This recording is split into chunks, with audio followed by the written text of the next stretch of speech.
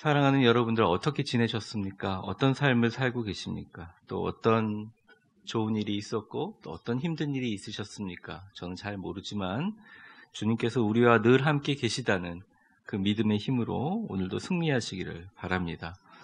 특별히 한국처럼 또 우리나라처럼 우리 마음속 깊은 가운데 크기에 대한 열망을 가지고 있는 것은 참 드문 일이라고 생각합니다. 제가 미국에 가서 줄을 서고 있는데 참 보기 힘든 저보다 키가 작은 미국인이 제 코앞에 이렇게 서 있는 것을 줄 설 때 볼 때마다 괜히 제가 기분이 으쓱하고 기분이 좋아지는 그런 마음을 느꼈습니다. 누구나 크기에 대한 우월감도 있고 또한 염려를 동시에 가지고 살아가고 있습니다. 예수님도 산상수훈에서 누가 염려함으로 그 키를 한 자라도 더 크게 할 수 있느냐, 더 할 수 있느냐 말씀하시면서 인간 사회에 가지고 있는 인간의 크기에 대한 열망과 그에 대한 염려를 말씀하셨습니다. 십자가를 지기 위해 준비하시면서 예수님께서 제자들에게 가서 정말 내가 어떻게 십자가를 질 것인지 어떻게 고난을 당할 것인지 마가복음에만 봐도 벌써 3번이나 연속으로 얘기하지만 그 3번 얘기할 때마다 제자들이 싸우는 것을 알게 됩니다. 뭐 때문에 싸우느냐? 십자가를 지시는 예수님을 코앞에 두고 제자들은 누가 크냐의 문제를 가지고 다툽니다. 심지어 일부 제자들은 부모를 데리고 와서 그 부모를 통해서 예수님께 사정을 합니다. 성경에는 이렇게 쓰여 있습니다. 예수님, 만약 당신이 잘 되면 내 아들을 우편에, 내 아들을 좌편에 앉게 해주십시오. 이렇게 부탁을 합니다. 그래서 제자들이 2패로 나누어서 싸웠습니다. 일단 부모를 데려온 무리들과 부모를 데려오지 않는 무리들이 어떻게 치사하게 부모를 데려와서 이러냐 2패로 나누어 싸움이 있었습니다. 예수님의 마음이 어떠셨을까요? 이 광경을 보고 매우 답답하고 큰 실망이 있었지만 십자가를 지기 전 제자들에게 누구든지 크고자 하는 자는 섬기는 자가 되어야 하리라. 수건을 허리에 두르시고 누구든지 나와 같이 종이 돼서 이렇게 섬겨라라고 가르쳐줬지만 그 다음에 또 싸웁니다. 그래서 이렇게 얘기합니다. 어린아이 한 명을 데리고 와서 누구든지 앞으로 하나님의 나라가 이루어지면 그 하나님의 나라가 어린아이 같이 섬기는 자가 바로 하나님 나라의 주인공이다라고까지 얘기를 해줍니다. 근데 또 싸웁니다. 너무너무 답답하셔서 내가 인자가 이 땅에 온 것은 섬김을 받으려 함이 아니라 섬기는 자로 왔다라고 얘기를 하고 가장 먼저 된 자 같지만 그 사람이 가장 나중될 수 있고 또 가장 나중된 사람이 가장 먼저 될 수도 있으니 너희가 생각하는 높낮이나 랭킹 시스템은 의미가 없다라고 얘기를 하시지만 예수님이 십자가를 지는 그 순간까지도 제자들은 예수님의 사랑을 받고 또 예수님이 위대해졌을 때 한 자리 차지하기 위해서 계속적으로 싸우는 것은 변하지 않습니다. 아마 크기에 대한 높냐 낮냐에 대한 집착인 것 같습니다. 특별히 유명한 미국의 신학자들이 입을 다투어 얘기하는 모든 얘기 중에서 한국의 크기에 대한 랭킹 시스템은 굉장히 집착이 유별하다. 특별히 한국 교회가 그렇다는 얘기를 합니다. 만나자 말자 나이를 대뜸 물어보는 유일한 세계의 민족은 대한민국이죠. 서열을 정하고 싶은 거예요. 어느 고향에서 왔냐고 물어보고 학교가 어디냐고 물어봅니다. 일단 아무리 존경할 사람이어도 네가 나보다 나이가 어리면 일단 내 서열 아래라고 정하고 싶은 것입니다. 예전에 죽고 나면 한 편 반 정도의 시신을 묻을 수 있는 관과 그 주변의 묘지를 통해서 땅을 매장하는 문화였습니다.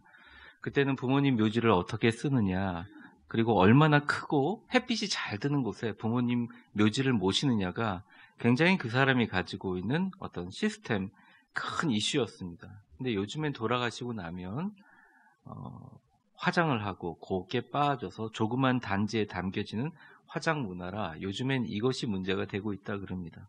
어차피 조그만 유리 장식 속에 단지 안에 들어가는데 최고급 이 화장 모시는 곳에서는요 유골함이 어떤 재질로 되어 있느냐, 그리고 유골함 재질 옆에 얼마나 많은 센티미터의 크기가 있어서 많은 사진과 기념품을 놓을 수 있는 공간과 다른 유골함과의 거리와 센티미터에 따라 가격이 천차만별이라고 들었습니다.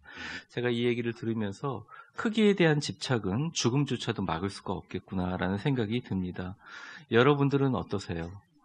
신앙인이라고 다르지 않는 것 같습니다. 한국교회는 교회의 가치와 교회의 품격을 크기로 단정합니다. 여러분들 아시다시피 수택 3동에서 저희가 숫자로는 가장 큰 교회입니다. 그럼에도 불구하고 교회가 어느 정도 크기인가, 교세와 교회의 위상이 굉장히 중요합니다. 옆에 작은 교회들이 죽어가고 있어도 대형 교회들은 별 관심이 없고 도우려 한다는 기사를 우리는 읽어볼 수가 없습니다. 일단 내 교회가 크는 것이 중요하다고 생각하고 있죠. 이번 미국 방문 때 너무나 많은 스케줄 때문에 도저히 시간을 낼 수 없다고 첫날부터 계속 거절했는데 간절하게 부탁해서 딱 2-3시간 정도 미국 신학대학 총장님들 그리고 저명한 목회자들과 교수님들과 2-3시간 만날 기회가 있었습니다. 그분들이 얘기하시면서 LA 지역에 분쟁하고 갈라지는 몇몇 한인 이민교회 이슈를 정리해 주셨어요. 이슈가 딱 2가지라고 합니다. 첫째는 일꾼을 뽑기 위한 직분자의 선거를 치른 후에 선발이 안 된 신분들, 안 뽑힌 분들이 KPCA라고 그 당시 미국에서 하게 되는 한국 기독교 총회의 헌법의 위법성 논란으로 양측으로 교회가 갈라져서 어려움을 겪고 있다는 것입니다. 그리고 또 뽑히신 분들은 두 번째 이슈는 뽑히신 분들이 선발된 분들이 순수한 첫마음을 버리고 교회 내에서 자신의 정치적인 분쟁을 일으키고 교회 내에서 직분자들 사이에서 그런 여러 가지 영향력을 행사하다 보니까 나머지 성도들이 염증을 느껴서 교회를 떠나버리게 돼서 교회가 공중분해되는 그런 현상들을 얘기했다는 것입니다.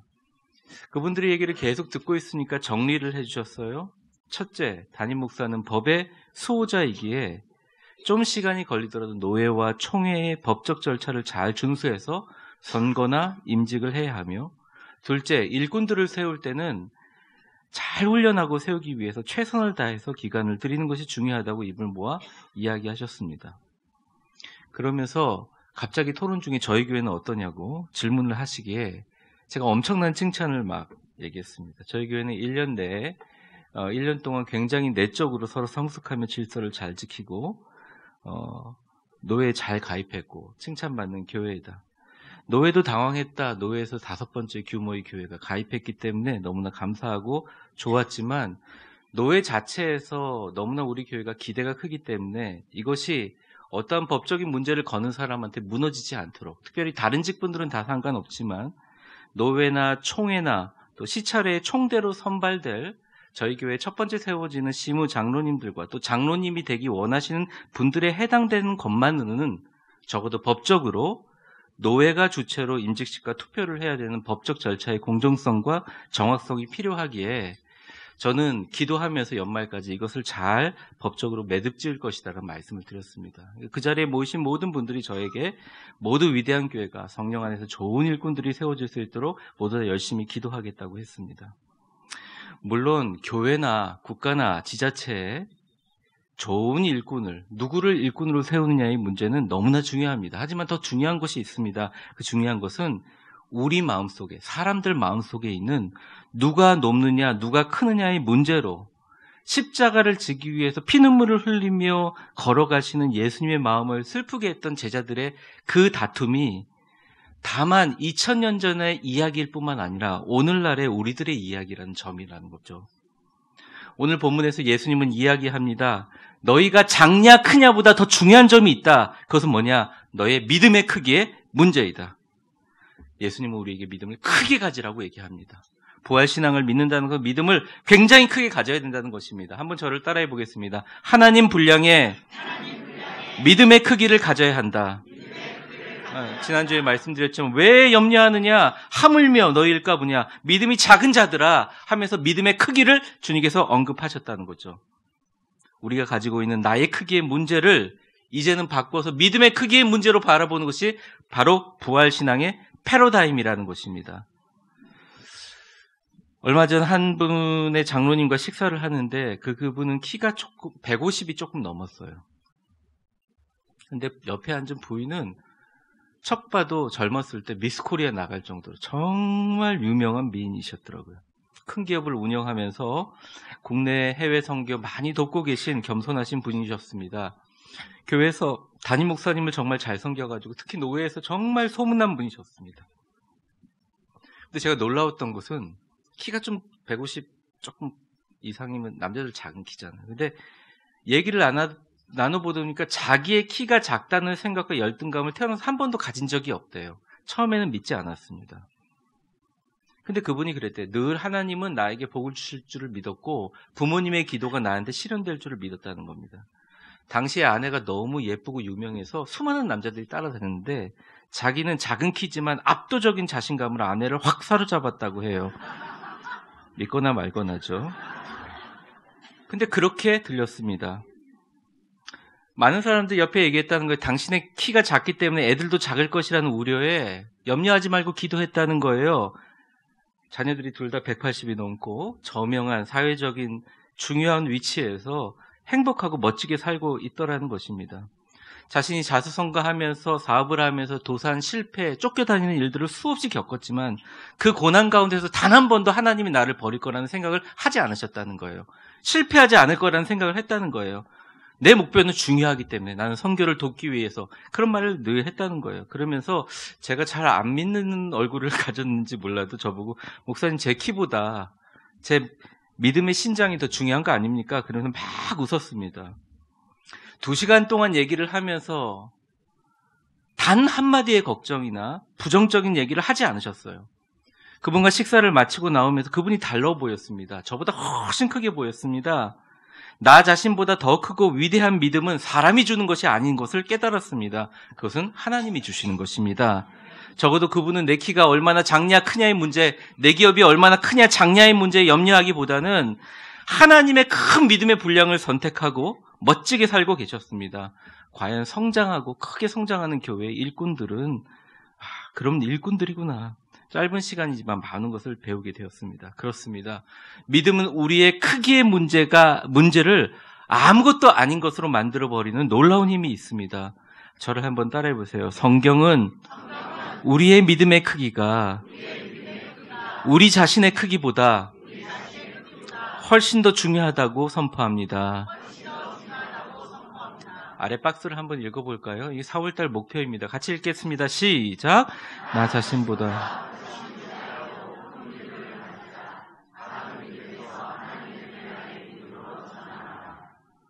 여러분 이런 축복이 있기 바랍니다. 저와 여러분 주변에 정말 큰 믿음의 사람이 가득하게 하시고 그런 분과 교제하게 하시고 영향을 받으시는 복이 있기를 바랍니다.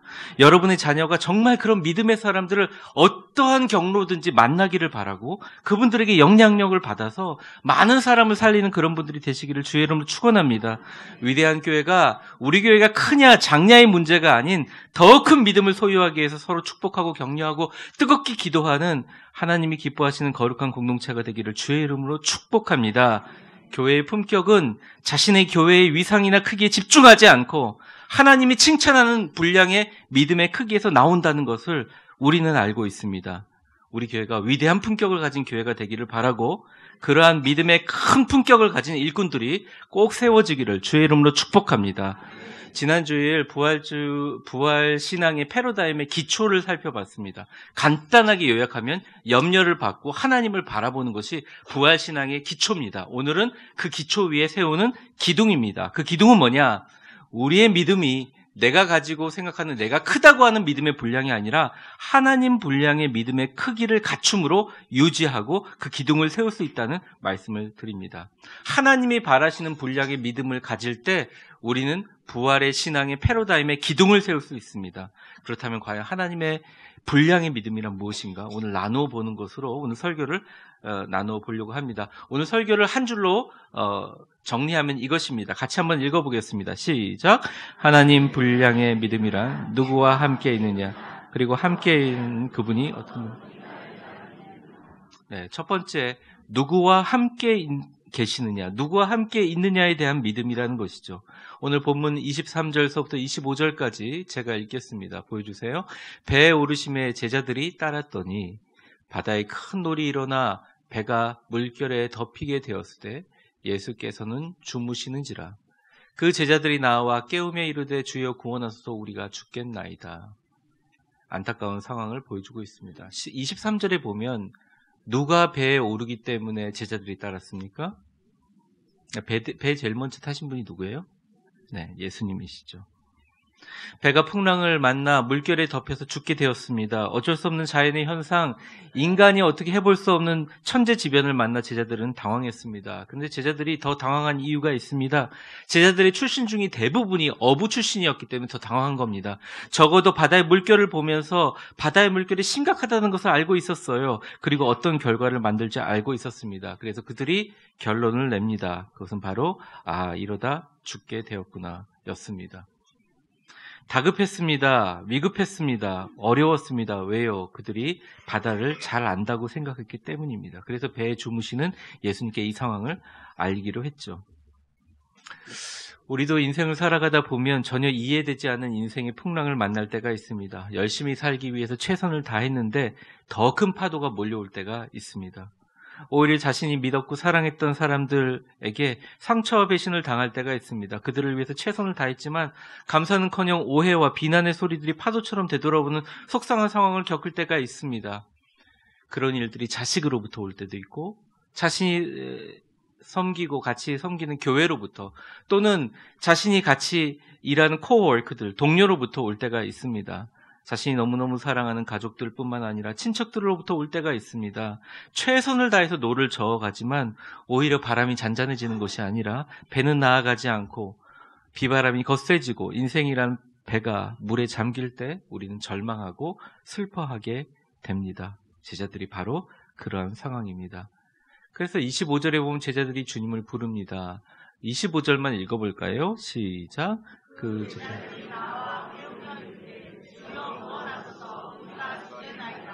주무시는 예수님을 깨우며 말합니다. 주여 우리를 살리소서 구원하소서 우리가 죽겠습니다. 간절히 주님을 불렀습니다. 잠자는 주님을 깨우는 이 노력을 우리는 소위 말하는 믿음의 모습이라고 얘기합니다. 교회에서 말하는 믿음의 모습이라고 얘기합니다. 맞습니다. 우리도 풍랑 당할 때 주님께 기도하고 인생에 주무시는 주님을 깨워야 됩니다. 생명 걸고 기도해야 됩니다. 기도로 상황을 돌파하는 것을 믿음이라고 합니다. 근데 문제는 그런 깨움을 받은 주님께서 이상하게 잠에 깨어난 주님께서 헬라어 어원으로 봤을 때 그 믿음을 가지고 있는 제자들을 칭찬하는 것이 아니라 굉장히 책망조로 이야기하십니다. 26절의 말씀입니다. 같이 읽어보죠. 시작. 어찌하여 무서워하느냐 믿음이 작은 자들아 하시고 곧 일어나 바람과 예수님께서 뭐라고 얘기하냐면 믿음이 작은 자들아라고 얘기했습니다. 한번 저를 따라해 보겠습니다. 믿음이 작은 자들아. 믿음이 없다는 것이 아니에요. 믿음이 작다는 것이죠. 믿음이 존재하지 않는다는 게 아니야. 믿음이라는 거예요. 예수님을 깨운 것은 주님께 도움을 구한 것은 분명히 믿음의 행동인데 잘못된 행동이 아닌데 예수님은 믿음이 작은 자들아 왜 이렇게 호들갑 떨고 무서워하느냐 야단치십니다. 어떻게 내가 있는데 죽겠다는 말을 하느냐? 어떻게 내가 있는데 침몰할 것이라는 말을 하느냐? 어찌 그렇게 너희 믿음이 작냐라고 주님께서 말씀하십니다. 주님이 생각하시는 작지 않은 큰 믿음이란 바로 하나님께서 이 땅에 예수님을 보내시면서 너는 내 기뻐하는 아들이다, 내 사랑하는 아들이다, 너는 전능하신 하나님이라 성부 하나님께서 예수님을 믿는 그 믿음, 하나님 분량의 믿음을 얘기합니다. 하나님 분량의 믿음은 바로 예수님이 하나님으로부터 받은 그 믿음의 모습이라는 거죠. 정리해보면 이겁니다. 저를 한번 따라해 보세요. 하나님 분량의 믿음은 내 옆에 계신 예수님이 하나님이라는 사실을 인식하는 것이다. 옆에 사람 한번 축복해 보겠습니다. 당신 옆에 하나님께서 함께하고 계십니다. 그러니까 주님께서 사실은 제자들의 모습이 안타깝지만 얘기하시는 겁니다. 내가 너희와 함께 있는데 너희가 지금 누구와 함께 있는지 생각해봐라. 그럼 두려워서 호들갑 떨지 않을 것이다. 지금 누구와 함께 있는지 생각해보고 두려워하지 말고 담대한 것이 바로 하나님 분량의 믿음이라고 성경은 말해주고 있는 것이죠. 고통의 순간, 풍랑의 순간이라도 내가 지금 누구와 함께 있는 자를 제대로 인식하는 것이 하나님 분량의 믿음이라는 것입니다. 전 세계의 카톨릭 인구가 10억인데요. 10억의 수장은 단연코 교황입니다. 교황이 운전사와 함께 어떤 국빈 자격으로 나라를 방문하고 있었죠. 고령이지만 자기 손으로 운전을 좀 하고 싶다고 자꾸 운전사를 간곡하게 조르니 운전사는 원래 안 되는 일이지만 운전대를 교황에게 양보하고 뒷자리에 상석에 앉게 되었습니다.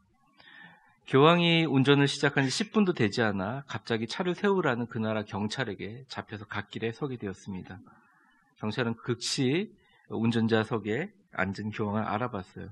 깍듯이 인사를 하면서 얘기합니다. 죄송합니다. 교황님, 저도 카톨릭 신자입니다. 교황님이라도 법은 법이니 딱지를 끊어야 됩니다.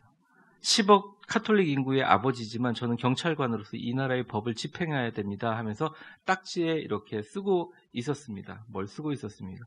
뒷좌석에 앉은 운전사는 너무나 당황했습니다. 교황님, 제가 이 일로 인하여 해고당하는 건 그렇다 치더라도 교황님이 직접 운전을 하다가 걸렸다는 국제적인 망신을 당하는 건 어떻게 합니까? 이 사태를 어떻게 합니까?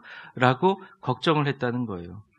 근데 교황이 뒤를 돌아보면서 빙긋이 웃으면서 여보게 내가 방법이 있으니 잠깐 기다려봐 라고 얘기하면서 조용히 썬팅이 된 뒷자리 창문을 내렸답니다. 그러다 보니 어쩔 수 없이 뒷자리 상석에 앉아있는 운전사와 딱지를 끊고 있는 경찰관들이 잠시 서로 쳐다보게 됐다 그럽니다. 근데 경찰관이 갑자기 당황해서 땀을 흘리면서 교황님 오늘은 그냥 가셔도 좋습니다 라고 격려를 하며 차를 보내줬다는 겁니다. 잠시 위기를 넘기는 운전사가 교황에게 이게 어떻게 된 상황인지 물어봤습니다. 교황이 웃으면서 이렇게 얘기했답니다. 여보게 전 세계 카톨릭의 수장이 교황의 딱지는 끊을 수 있지만 교황을 운전사 따위로 쓰는 그런 엄청난 배우의 인물의 딱지를 어떻게 끊을 수 있겠는가라고 얘기를 했다는 거죠. 사랑하는 성도 여러분, 우리의 믿음은 나의 크기랑 아무 상관이 없어요. 나의 신앙이랑도 사실 상관이 없어요. 여러분 옆에 있는 주님이 어떤 분이신가, 어떤 크기인가 생각하는데 전적으로 달려 있어요. 그래서 믿음은 인식이 아니라 그 인식에 대해서 내가 어떤 식으로 반응하냐라는 거죠. 한번 저를 따라해 보겠습니다. 우리의 믿음은 내 옆에 계시는 예수님을 통해서만 위대해질 수 있습니다. 내가 누구와 함께 이 배를 타고 있는 인식이 바로 믿음이라는 것이죠. 사랑하는 위대한 교회 성도 여러분, 풍랑이 와서 너무 고통스러워 주님이 주무시는 것 같아 그분을 기도로 깨우는 것도 좋은 믿음이지만 내가 누구와 있는지를 알고 두려워하지 않고 찬양하는 반응을 하는 것이 진짜 큰 믿음이라는 것입니다. 내가 무섭다고 왜 날 죽게 하시냐고 소리 지르며 주님을 부르는 것도 믿음이지만 하나님 분량의 믿음은 내가 하나님이 인정하고 이 땅에 보이는 예수님과 함께 배를 타고 있는 것을 인식하고 걱정하지 않고 그분을 찬양하는 것이 큰 믿음이라는 것입니다. 풍랑이 치기 전, 치기 후 예수님이 함께 타고 계신데 승성자 명단에 예수님이 계신데 그 배를 가라앉히게 하실 하나님이시냐? 걱정하지 말고 담대하게 찬양하라. 이것이 거의 너희의 큰 믿음이라 말씀하고 계시다는 것입니다. 우리의 인생이 풍랑이 치고 있는데 예수님 왜 주무시냐고 염려하시는 분들 이 자리에 계십니까? 내 가정이, 내 경제 상황이, 나의 삶이, 나의 자녀들이, 나의 모든 인간관계들과 육체적인 병과 마음의 문제 때문에 모든 지경들과 나의 모든 상황들이 죽게 된 것을 안 돌아보시냐고 주무시는 예수님을 깨우시는 분들이 있습니까? 그 행동이 나쁜 것은 아니에요. 그것은 일반적인 믿음이에요. 그런데 오히려 주님께서는 작은 믿음을 가지지 않고 빙그레 웃으면서 감히 예수님이 함께 타신 배를 풍랑이 어떨 거야 라고 미소를 보내시고 큰 믿음으로 찬양하며 주님을 기쁘게 해보세요. 여러분의 가정에 걱정이 있으십니까? 직장과 교회와 인간관계의 문제가 여러분들 두렵게 하십니까? 여러분의 인생은 여러분 혼자 탄 배가 아닙니다. 예수님도 함께 타고 계세요. 그분이 가만히 계시겠냐고요. 큰 믿음으로 승리하시기 바랍니다. 옆에 분들과 웃으면서 한번 축복해 보겠습니다. 조시고 주무시는 분들에 향해서도 웃으면서 한번 이렇게 한번 해보세요. 염려하지 마세요. 우리의 배에 승선하고 계신 예수님이 가만히 보고만 계시겠어요. 부활신앙의 패러다임은 일반적으로 교회에서 얘기하는 요식행위와 종교행위와는 완전히 다른 거예요. 그 사람의 직분과 그 사람이 가지고 있는 인생 경험과는 완전히 다른 차원입니다. 우리가 예수님을 믿으면 제대로 믿고 예수님을 신뢰하면 제대로 신뢰하는 그 믿음이라는 거예요. 주님의 부활을 믿은 사람이 못 믿을 게 어디 있어요. 우리가 죽어서 다시 살아나는 사실을 믿는 사람이 못 믿을 게 어디 있냐고요. 그 믿음의 근거는 우리의 인생의 배에 예수님 승선하시고 아직 내리시지 않으셨다는 거죠. 그분을 찬양하시기 바랍니다. 두 번째입니다. 나와 함께 계시는 분이 도대체 어떤 분이신가라는 것에 대한 믿음이 바로 하나님 분량의 믿음이라는 것이죠. 26절 하반절에 보면 이렇게 나와 있습니다. 예수님이 바다와 바람과 바다를 꾸짖으시니 아주 잔잔해졌습니다. 그래서 이것도 정말 놀라운 기적 아닙니까? 그런데 그보다 더 놀라운 기적이 27절에 나옵니다. 한번 같이 읽어보겠습니다. 시작.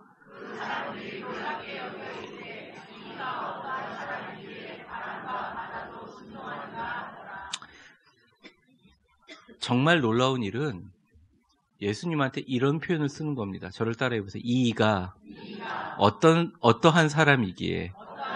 다시 한번. 이가 어떠한 사람이기에. 여러분, 사람이 얘기한다고 바람과 바다가 순종합니까? 사실은 제자가 놀란 것 같지만 더 놀란 것은 예수님이세요. 예수님은 이 위대한 기적에 반응하지 않은 제자의 모습에 더 놀랐을 것입니다. 이 부분에 대해서 유진 피터슨을 비롯해서 수많은 성서학자들이 이 부분을 이렇게 표현했어요. 예수님이 얘기하는 겁니다. 제자들아, 내가 도대체 더 뭘 보여줘야, 뭘 가르쳐야 하나님의 아들이라는 걸 믿겠니? 내가 전능하신 하나님이라는 것을 더 어떤 증거를 보여야 믿겠니? 죽은 자를 살리고 야이로의 딸을 살리고 바로 직전에 오병이 여로 5,000명을 먹이고 니네가 또 다른 순간에 풍랑으로 고생하고 있을 때 바다 위를 걸어왔던 것도 나고 물로 어릴 적부터 물로 포도주로 만드시고 죽은 자를 살리고 지금 이 순간 니네 눈 보는 앞에서 바람과 바다를 잠잠하게 했는데 이가 어떤 사람이기에 라고 하는 제자들을 보면서 예수님은 이상하게 여겼을 것이다 라고 얘기합니다. 이 이상함이 비단 2000년 전의 제자들의 모습입니까? 여러분은 아닌가요? 근데 여러분은 아닌지 몰라도 저는 책망받을 때가 되게 많습니다. 정 목사에 도대체 얼마나 어떤 것을 더 보여줘야지 네가 당당하고 담대할 수 있겠냐. 내가 도대체 더 얼마나 역사해야 내가 너의 하나님이시기에 안심하고 찬양할 수 있겠느냐. 미국에서 정말 황당하고 놀라운 일들이 일어났습니다. 그리고 저희 집에서 사택에서 또 제가 삶의 경험에서 놀라운 일이 일어날 때 가끔 하나님하고 대화하고 싶어서 농담 삼아 얘기합니다. 살아계시는군요. 그럼 목사가 할 소리냐? 이렇게 얘기하는. 어쩌면 저와 여러분에게 이렇게 얘기하십니다. 위대한 교회 성도들아, 도대체 내가 너에게 뭘 더 보여줘야, 어찌해야 이 교회는 사람의 말과 계획이 아닌 나의 위대한 계획을 실현할 수 있음을 확신할 수 있겠니? 믿을 수 있겠니? 더 이상 성령을 근심시키지 마라. 너희 믿음을 보여줘라. 믿음은 있지만 믿음이 작은 자들아, 하나님 분량의 믿음으로 가지라. 너희들은 내가 누군지 알고 있지 않냐. 바람과 바다를 다스릴 뿐만 아니라 너희 인생도 내가 다스리고 있다라고 주님께서 얘기하고 계신다는 것입니다.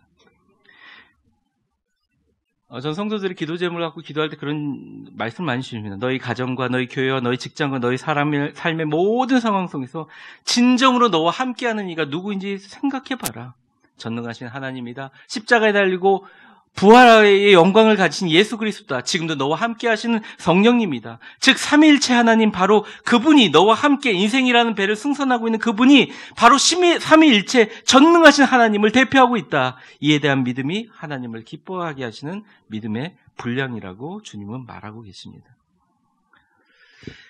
제가 이번에 미국을 갈 때는 계획을 하고 간 것이 아니라 갑자기 서류가 와서 2, 3일 만에 표를 끊어야 했습니다. 그러니까 좋은 자리를 끊지 못하고 어려웠었죠. 그래서 사실은 출발할 때 많은 분들이 조언을 해가지고 5시간 30분 전에 공항에 도착했습니다. 그래서 좋은 자리를 하려고 기다렸는데 받아주더라고요. 그래서 가서 보니까 만석이라 자리가 없습니다. 요즘엔 다 미리 예약을 합니다. 왜 미리 예약을 안 하셨습니까? 아니, 어저께 문자를 보고 끊었는데 이게 가능하겠습니까? 그랬더니 자리를 줬는데 저희 아내하고 저를 중간자리인데, 여러분 복도나 뭐 창가 좋아하시잖아요. 중간자리인데 저희 아내 이만큼, 저는 뒤에 이만큼, 둘이 떨어져 갔습니다. 제가 미국을 비롯해서 다른 나라를 갈 때 태어나서 단 한 번도 아내랑 가면서 떨어져 간 적이 없거든요. 20년간. 떨어져 갔습니다. 문제는 제 옆에 앉으신 분들이 둘 다 등치가 너무 좋으신데 말이 통하면 좋겠는데 외국분인데 영어도 잘 안 통하는 것 같고, 한 분은 여자분, 한 분은 남자분인데, 한 분은 제 왼쪽에 있는 분은 자꾸 손을 제 어깨에다 얹고 주무시면, 한 분은 자꾸 제 머리 쪽으로 고개를 들으시고 자꾸 그러시는 겁니다. 그래서 제가 좀 불편한 기세를 하면 자기도 굉장히 불편한 듯이 표시를 해서 비행시간 동안 너무 피곤했습니다. 그리고 미국에 도착해서 참 피곤했는데 일정들을 주님의 은혜로 다 마치고 나서 돌아갈 때가 되니까 걱정이 되는 거예요. 제가 여러분한테 당당하게 바람과 바람이란다.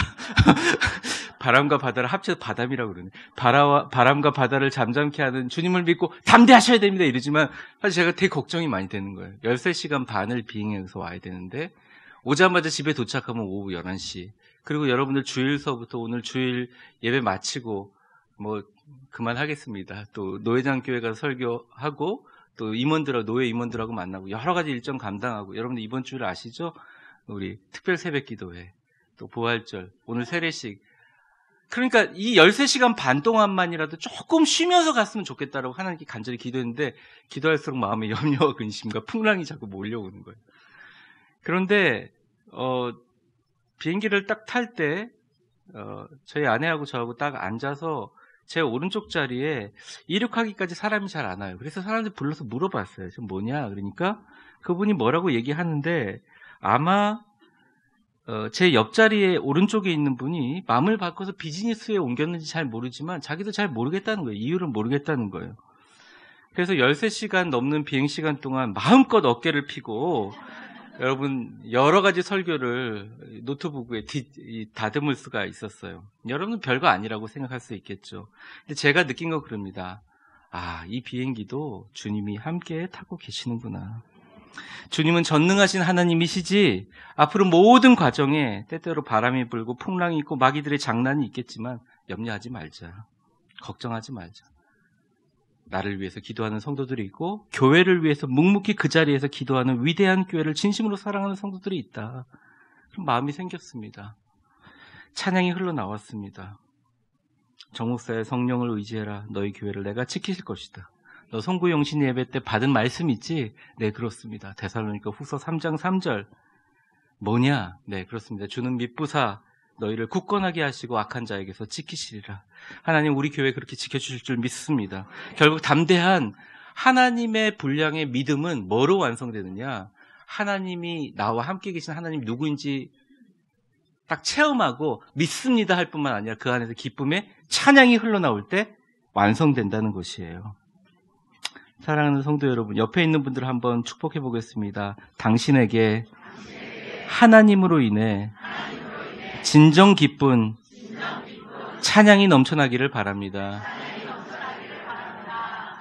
말씀을 정리하겠습니다. 여러분 꿈꾸는 것이 무엇입니까? 안정적인 경제적인 삶이에요? 정신적인 평안이에요? 병으로부터 고침받는 것이에요? 당장 나에게 닥친 문제가 완전하게 해결되는 상황입니까? 그게 무엇이든 간에 죽은 사람이 다시 부활한다는 것보다 놀라운 사건은 아니라는 거예요. 우리는 부활을 믿는 사람이에요.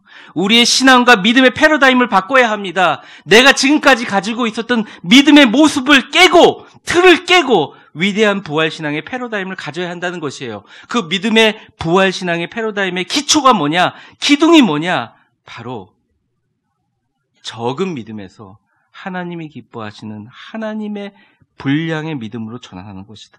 하나님의 분량에 기뻐하시는 믿음의 분량은 무엇이냐? 믿음은 뭐냐? 누가 나와 함께 하느냐? 나와 함께 하시는 분이 과연 누구냐라는 믿음으로 기뻐하고 찬양하고 즐거워한다는 것이죠. 여러분의 인생의 배에 예수님이 함께 승선해 계십니다. 이제 더 이상 풍랑이 와서 두려워서 염려되어 예수 깨우며 우리를 죽게 할 거냐고 울부짖는 작은 믿음보다 누가 함께 있느냐의 믿음으로 찬양하며 축복하며 이 길 같이 걸었으면 좋겠습니다.